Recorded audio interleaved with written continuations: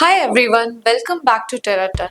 Today I want to talk to you about a crucial component of the IELTS exam, that is writing task 1. For many test takers, this task can seem daunting at first, but with the right approach and understanding, it can be tackled confidently and successfully. IELTS writing task 1 is all about describing a visual information. This could be a graph, table, chart, or diagram. You are given a 20 minutes to write at least 150 words, summarizing and highlighting the key features of the data presented. The objective here is not to provide your opinion but to objectively report what you see. There are several types of visuals you might encounter: bar charts, line graph, pie charts, table, maps, or even a diagram depicting a process regardlessly of the type. Your task remains the same. Describe the main tense, make comparison where relevant, and provide a clear, concise report.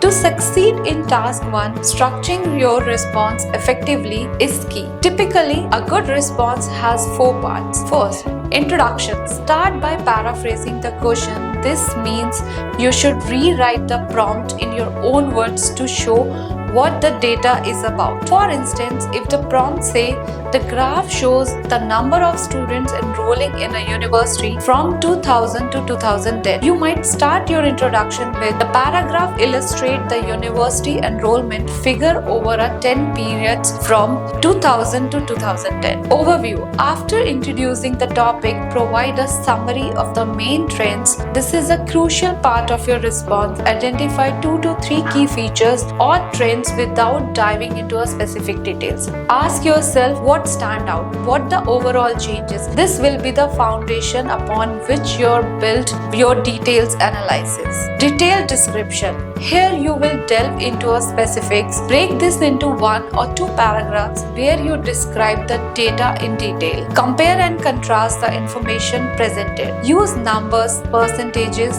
or data to support your observation. For example, in 2000, the enrollment rate was 40%, which increased to 60 by 2010. Remember to focus on the most important data points and trends. Conclusion. Now, while a conclusion isn't always necessary in task 1, you can add a brief summary if the data is complex. However, ensure it's concise and not merely on a repetitions of an overview. Now let's talk about the language and vocabulary you should use. Describe trends effectively require a range of vocabulary. For instance, to describe an increase, use words like rise, grow, or surge. For a decrease, you might use decline, fall, or a drop.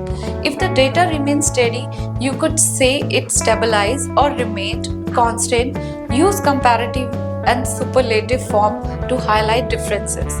Phrases like higher than, the most significant, and less than can help you draw comparison. One of the biggest pitfall in task 1 is the tendency to focus too much on a minor details or list every single data point. Instead, aim to highlight the most significant trends, be concise, objective, and organized in your approach. So, what steps should you follow when you sit down to tackle these tasks? First, take 2 minutes or to analyze the data, identify the main trends, notable changes, and any anomalies. Then plan your response, outline what you will include in your introduction, overview, and body paragraph with a clear plan. Your writing will be more coherent and focused. Another tip is to pay close attention the tenses you use. Use the past tense for historical data, the present tense for a current trends, and the future tense when you're describing projections. Also remember the paraphrase effectively in the introduction. Don't simplify, copy the wording from the question. Show that you can express the same idea in a new way. In summary, I can say IELTS writing task 1 is about presenting